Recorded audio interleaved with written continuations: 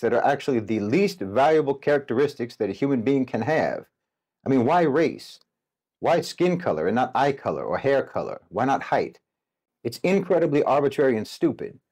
But you did what you did. You drew the lines where you drew the lines, and you sentenced whole segments of humanity to imprisonment within these shallow, superficial, meaningless definitions, which then created a long, disgraceful history of actual experience that millions upon millions of people have suffered for no reason.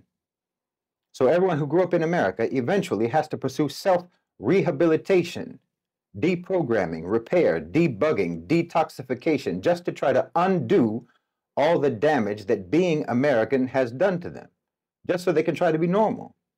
To be American is to suffer from a multitude of chronic diseases. It's a condition, not a nationality. It's a condition that every serious and sincere person has to try to cure themselves of over the course of their adulthood. But for most of them, it's a terminal condition. They'll never get over it. They'll die that way. And the sickest part of it is that this condition, you're actually pressured to preserve it, to uphold it, to cherish it, rather than to abolish it. Just like your question, as if I'm doing something wrong by not basing my identity and my worldview and my understanding on the dysfunctional, reductionist definition of white American. I mean, look, for most of the people who are categorized as Americans and who claim American history as their history, who feel some sort of, connection to the so-called founding fathers, Paul Revere and what have you, most of them only have even been over there for 2 or 3 generations. A smaller number than that's been over there for 4 generations, and very few, except for the descendants of slaves, have been over there since the beginning.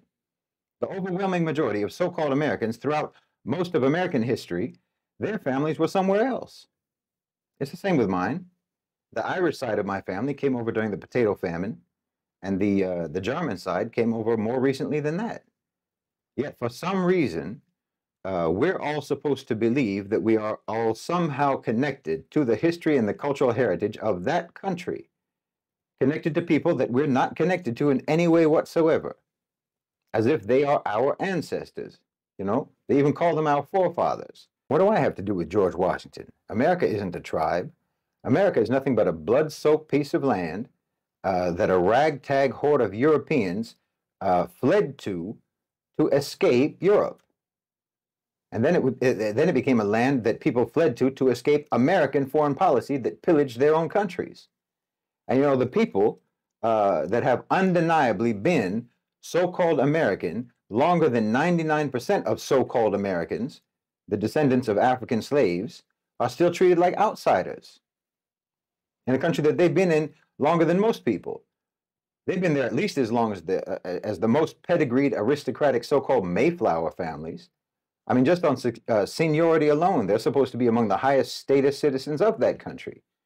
Their ancestors sacrificed more by force and for more generations than anyone living in America today. But until now, they have to fight just to be given equal rights and equal opportunities on par with people who just got off the boat 3 generations ago, 2 generations ago, 1 generation ago, or yesterday. Let's not even talk about the indigenous people, because of course let's not talk about them. They're never to be spoken of. But somehow we're all Americans. This abstract, fabricated identity that everyone is just supposed to believe in and unthinkingly adopt. Because if you didn't, you might actually notice how abstract and how fabricated it is.